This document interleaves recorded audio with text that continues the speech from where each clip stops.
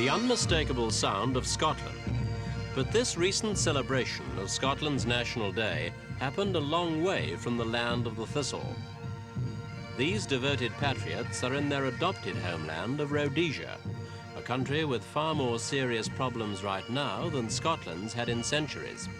And yet on the surface, those problems are scarcely visible. It's some 90 years since Cecil Rhodes bought the country for Britain. The occasion is marked every year by Rhodesia's biggest and most sporting holiday.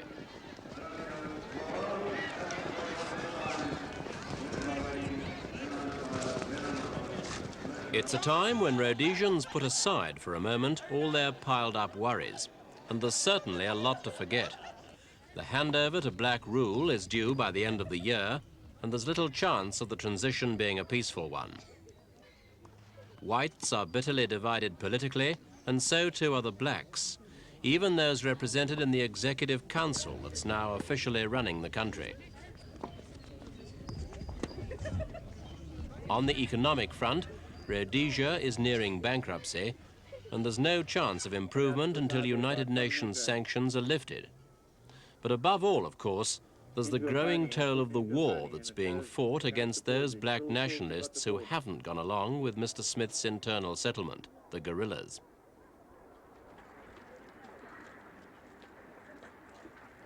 This is one of the latest atrocities in the guerrilla war. It happened last month at a British-run mission near Umtali in eastern Rhodesia. 12 whites, including missionaries, their wives and children, were dragged into a nearby field and murdered with a savagery that was horrifying even by the standards of this brutal 6-year war. The butchery was widely assumed to be the work of guerrillas belonging to Robert Mugabe's ZANU, which is based across the border in Mozambique.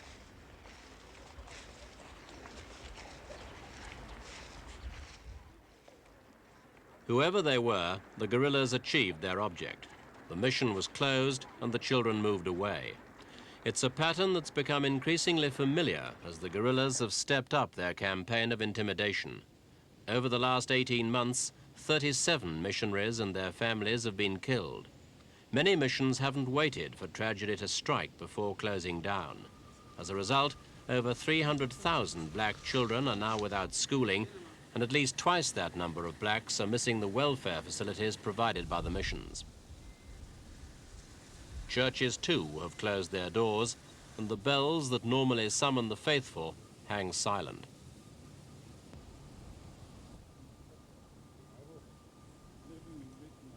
These are difficult times for the church, but a few isolated communities are holding out. They're best visited in one of the Rhodesian Army's special bomb-proof vehicles.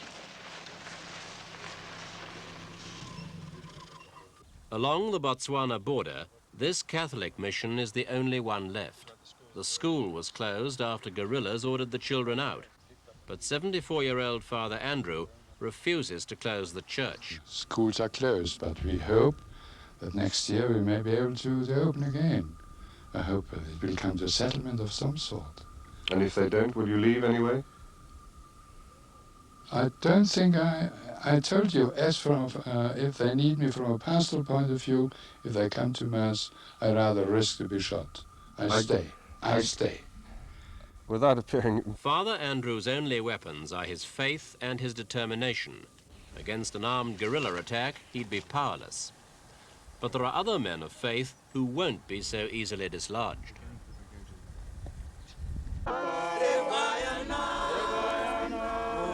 Simba, Simba, Rino Shamisa, Muropa, Eguayana. Simba, Simba, Rino Shamisa. The Independent Baptist Church holding an open-air service just a mile away from the Mozambique border. It's dangerous guerrilla country, but that doesn't scare the man in charge, Dr. James Dearmore from Dallas, Texas.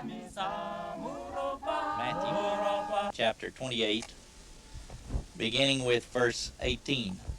Matthew chapter 28, beginning with verse 18. Dr. Dearmore believes that in And present-day Jesus came and Rhodesia, spake the unto them, protection of the saying, Almighty needs a All little power help is from given unto modern me. small Christ is arms. giving his Not command to his surprisingly, church to go out local and has people been have given dubbed to him us, the that we pistol-packing should preacher. go out and preach the gospel no matter what the Son, circumstances and of are. the And Holy this we Ghost. intend to do. As we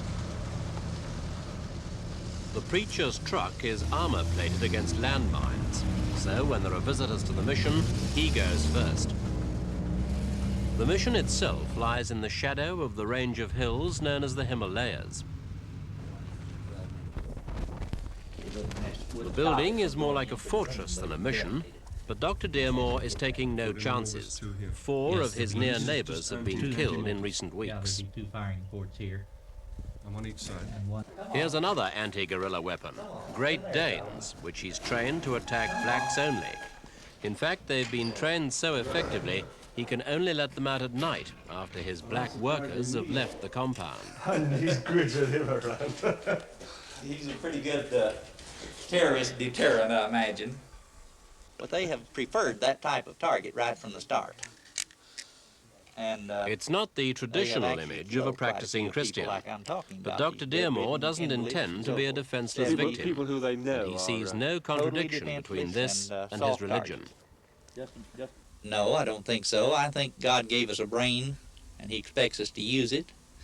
And although I, of course, hope that I will never have to use any weapon in anger or in self-defense even, I would not hesitate in the least to use any weapon available to me to defend myself, my wife, my friends, my country, and my property. And I believe the Bible fully justifies this stand. Aren't there people up in those hills, we call them guerrillas, you call them terrors, who might be thinking, well, he's setting himself up as an Aunt Sally, just waiting for the time to come and get you? That's a possibility, but of course they're going after soft targets, and I think they'll find that we're not a very soft target if they do come after us. The surprising thing is that against this background of increasing violence, life in Salisbury remains apparently normal.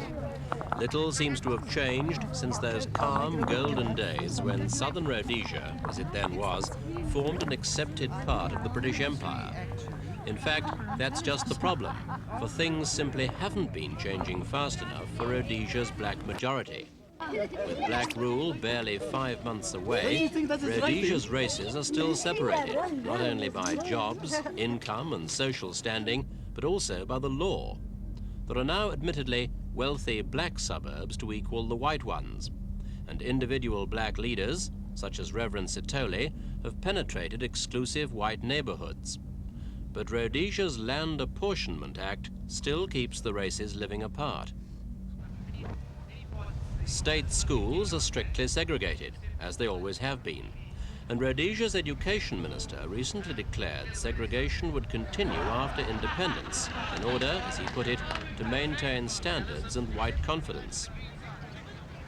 There's also rigid segregation in hospitals. Whites have the Andrew Fleming in Salisbury, while blacks have theirs in the Harare township. It will have to change eventually, but for the moment, the only thing the races do share in an emergency is the ambulance.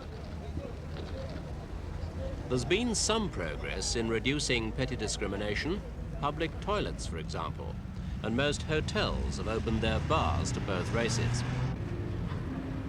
There's been more loosening up on the job front. Major companies like Air Rhodesia have started recruiting more black personnel. The post office has followed suit, and there are now many blacks working in banks and the civil service.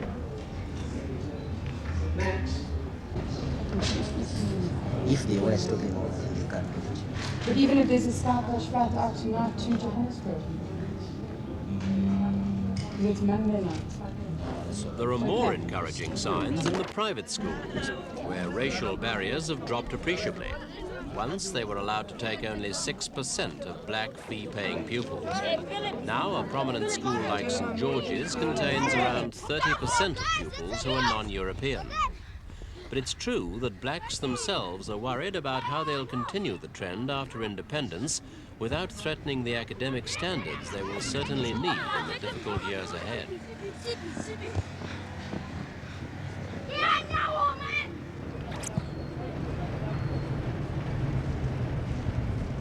For most of Rhodesia's non-whites, however, this patchy kind of progress has had relatively little impact on their daily lives. And many of them are now beginning to feel that if the internal settlement has any meaning at all, it's about time the blacks in the Executive Council began to work some really major changes. Yourself as well. I mean, you, as members of a party who are represented on the Executive Council, ought to have demanded an end to race discrimination. I agree that it is incomprehensible that in an Executive Council in which there are 3 Africans and 1 European, we should have this situation. I think the Africans ought to be calling the shots. Why aren't they? Why aren't you? No, I'm speaking here as a member of the party, and not as I'm not in the transitional government. And so I'm speaking for the United African National Council as a party. But the head of your party, Bishop Muzorewa, is one of the principal leaders of this country. Why hasn't he demanded it? Why hasn't he issued ultimatums? We demand an end to race discrimination or else. Well, the bishop has demanded, has campaigned for the end of racial discrimination. All I can say is that it's apparently falling on deaf ears. And as you see, this ought to have been ended the first week that the transitional government took over. And why hasn't it? I can only guess, and I can only give you my own suspicion, and for what it is worth, which is individual and personal, is that the Rhodesia Front has been the bastion of racial discrimination in this country for a very long time. And some of them are dragging their feet and they're prepared to make a last-ditch stand. And I think this is the result of their maneuver. But you're blaming the White Rhodesia Front.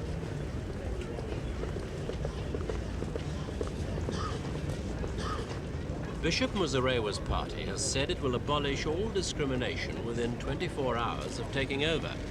And it's certainly difficult to see how any black government could last for long unless it did that. Meanwhile, Ian Smith, Rhodesia's white premier, has still to get the transfer of power approved in a referendum, and he's treading carefully until then. The referendum isn't due for several weeks, but in a sense, it's already out of date.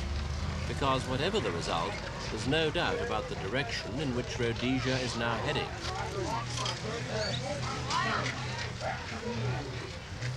And for the whites, that means that from now on, whether they like it or not, they've got to learn to take a back seat.